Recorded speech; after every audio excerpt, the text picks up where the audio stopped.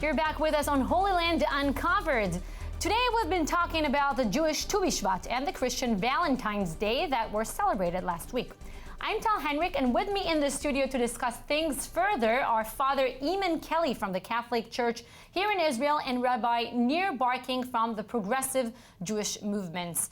Thank you for coming here today. I hope you celebrated both holidays pretty well. And I would like to start with you, Rabbi Nir Barking. You know, Tu Bishvat was celebrated last week. Can you tell us a bit about the origins of this holiday? It is mentioned in the Mishnah, right? The Tu Bishvat is mentioned in the Mishnah. We have a lot of quotes in the Bible talking about trees and the ground and respect the ground. But actually, we start celebrating Tu Bishvat in the Mishnah, and it is actually a tax holiday. You start paying taxes on that day. And What is there to celebrate if you're going to pay taxes? Oh, big time. That's how you create a nation, right? You start paying taxes.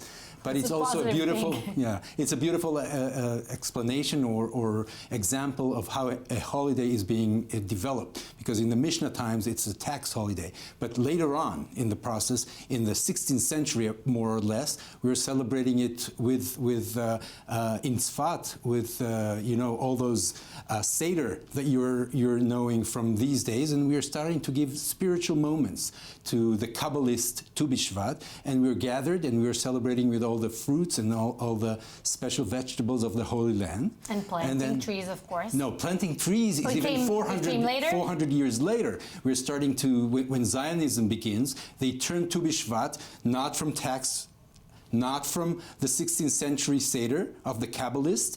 We're getting into the Zionist planting of trees on Tu Bishvat. It's not the end. In the 20th century, later on, we're beginning celebrating the environment on Tu Bishvat. So this is a beautiful example of a progress. Transformation of a holiday. Exactly. Okay, and the Catholic Church, I want to take it to Valentine's Day just a bit.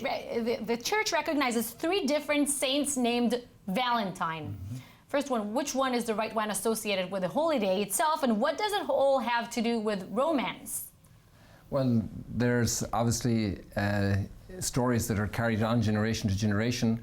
There's a number of Valentines who were martyred in Rome by the Roman Empire for their faith. And there's a great story of one Saint Valentine. We're talking about the end of the third century, whose jailer had a blind daughter called Julia. And he somehow heard that Valentine was skilled, was helpful, and he wanted his daughter also to be educated by her. So he was helping to teach her, and she wanted to see. And I know you've very short time here, so to make it very briefly, at his martyrdom just beforehand, he wrote her his last note, and he had a little flower in this note, and when she read it, he was already dead. Yeah, her sight was given to her. It was like a miracle from heaven. And somewhat reminds me of the story of Romeo and Juliet. Well, he wasn't in love with her in that way, but he was a patron of hers. He educated her, and he signed his last note, "Your Valentine," because he was in that friendship of educator to her as a student, and his jailer obviously then was affected by this and the family.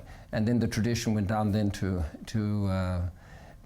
link these subjects, and your Valentine of a great love. And love isn't just the romance part. The romance part is the beginning of love. Of course. The Jewish holiday of love is Tu B'Av, is the 15th of the month of Av, when all the men and the women are going to the fields to find the matching. So that's different from Valentine, although we do celebrate it in Israel also. Yeah, pretty much similar. I want to take this discussion to somewhere else, because earlier on the program, we talked about holistic sites where people come to seek blessing. We know it from righteous grave sites in the Jewish faith as well. Is it something that entered the Jewish tradition on a later period, or was it also before? We see that even the burying of our forefathers in the Machpelah becomes as a symbol for an holy place, a holy place where people come and respect the dead. Now, when does it bring in a more symbolic way of asking requests and becoming a holy place in a different way, not just a place where you pay respect for the dead? is a much later period. And in Jewish faith, in the Jewish tradition, there are a lot of opponents to that tradition, because in this week's Torah portion, we already see when just before the people of Israel are receiving the Torah on Mount Sinai, the people who are impatient are waiting at the bottom of the mountain and building the golden calf. So any concrete symbol in Judaism is not something which the faith supposed to sanctify. On the contrary, we would like it to be more virtual rather than people going to tombstones and praying. Location. Exactly. So we just saw behind you before the tomb of Prophet Habakkuk, and I wanted to ask you, perhaps as the only prophet who questioned God, what's his significance in the Christian faith?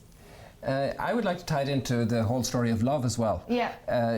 Habakkuk is clearly an incredibly powerful witness of the faith in the one true Creator, Savior God. And it's amazing when you read his texts how powerfully he wrestles with God and debates and says, why is my people so destroyed by criminal nations, by horrendous acts, people who are just a law to themselves? And what is really remarkable is how his faith is so strong in this God. Mm-hmm. And then this kindles a hope for the future that's very strong and actually is celebrated. Indeed. And really in a love relationship, this is the challenge. Indeed. How to go from romance. We're very short, so I would like to thank you so much at this point. Let's take a short break here and we'll be back right after. Don't go anywhere. We have more stories for you.